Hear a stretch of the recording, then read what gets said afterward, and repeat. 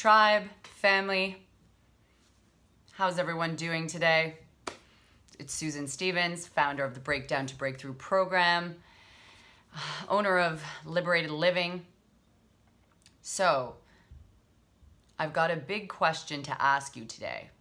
For all the people, for everyone that I've talked to that says, or haven't talked to, that says you want change in your life. For everyone that's complained about what's going wrong, for everyone that's complained about their relationships, their children, their partners, they've complained about their weight gain, their health, their diabetes, their eczema. For the people that have complained about their divorce, you know, people taking advantage of them, people using them. For the people who have complained about their money situation, for the people that have complained about not getting the job that they want, you know, or missing an opportunity, or losing a job, or losing their children, or losing their husband. For anybody that does not like where they are at in life and wants something better, the question I have for you today is this: how bad does it have to get for you to take action? How fucking bad does it need to get? Because, you know, life isn't fucking unicorns and rainbows. You know, there is nobody that's going to come into your life and just hand you what you want on a silver platter and just say, here you go. You know, like, here's what you've been waiting for. You don't have to do anything at all. Okay? Because what I've been noticing on my calls is that people love to complain. They love to say what's going on. They like to bitch and all this stuff. But when it comes to taking action, all I see is this. And I've realized in my life, I have been sometimes, even as a coach, I have been way too fucking nice. You know, there is a time where we're honoring our sensitivities and we're being compassionate to ourselves. But there's a time when compassion, with nurturing the sadness, the victim, is the wrong way. And it's determining between those two.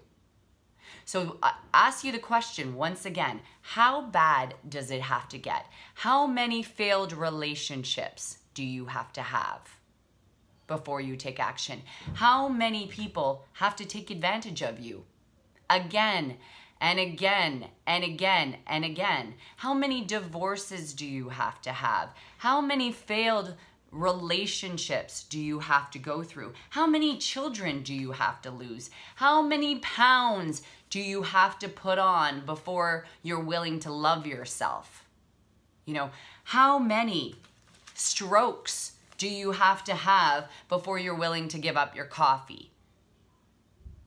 You know, how many medications do you have to be on? And side effects do you have to have before you're willing to do some self-work and to change your diet? How bad does it have to get for you?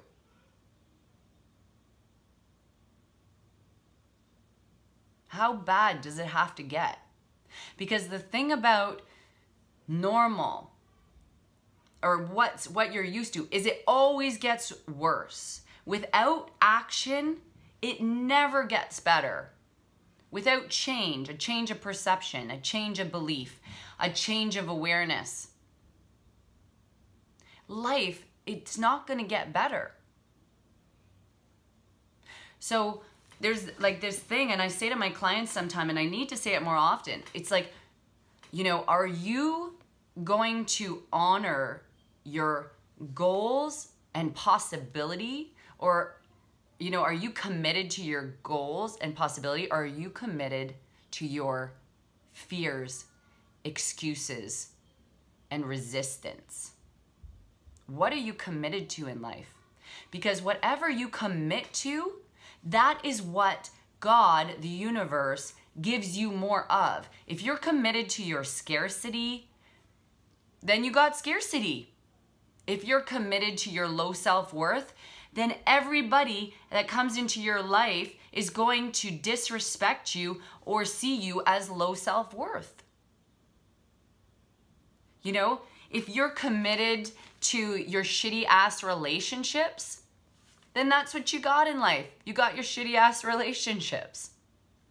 And I don't usually say things this harshly, but sometimes what I've realized I do, and I had one client recently where he was a very angry client. And I worked with him for a year. And every day he was upset that things weren't changing. But the truth was he was completely uncoachable. But my problem is I just was too fucking nice that I didn't call him out and say like, you're not doing the work. You're not doing the work. You're more committed to why it's not working. You're more committed to you know, how it's never going to work, how it's never going to happen, than how it's possible. Then how it's possible. You see? So when you're willing, you know, when you're committed,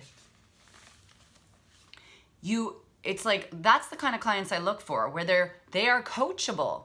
You know, when I had to make massive change in my life, you know, I had a client, a girl in my program, she refinanced her house. She refinanced her house to invest in the program. That was 40 G's, which I invested in myself. She's making $20,000 a month. $20,000 a month.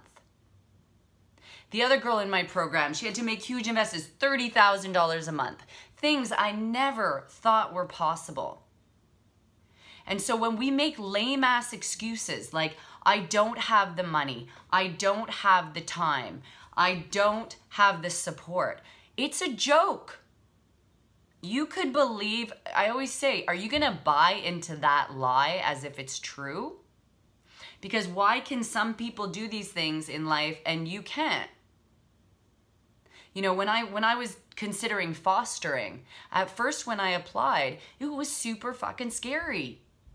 Because I was a single woman. I'm not making as much money. I didn't have the support. But did I give up? Hell no. I said, what do I need to do to make this happen? And this is the quality of successful people. Successful people are super resourceful. They never give up when they fall down. The person that invented the light bulb, he had to fail 1,000 times before he invented the light bulb. You know, so are you going to give up at the first attempt, failed attempt? Or are you going to just keep... That's the thing about successful people, is they just commit to the goal. They commit that they are going to get to the goal, and no matter how many fucking times they fall down, they get back up. They get back up. They see it as an opportunity, opportunity, opportunity. And when I did that with fostering, no matter what, I was like, I am going to do this. I am going to do this, and I'm going to put every ounce of energy into it. And so what did I do? I got support. You know, I reached out to my best friend. I reached out to a girl that can babysit me. I started to advertise to people who wants to co-parent these amazing kids with me that never had a chance in life.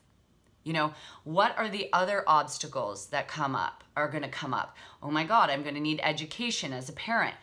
I'm going to need money. So I invested in a program. I invested in a 10K program, and I made $35,000 in the first 8 weeks. So But I could have stuck to my lame ass excuses, and let me tell you, I did. For 10 years in my business, like especially in the last 2 years, I wanted to do something, but I kept putting it off and putting it off and putting it off. And I did have to do some deep healing. But see, I was even like, okay, what do I got to do? I got to do some deep healing first. I got to do the deep healing first, and then I'm going to invest. It's like, what do I got to do? What do I got to do? Instead of what can I not do? So it's about a choice.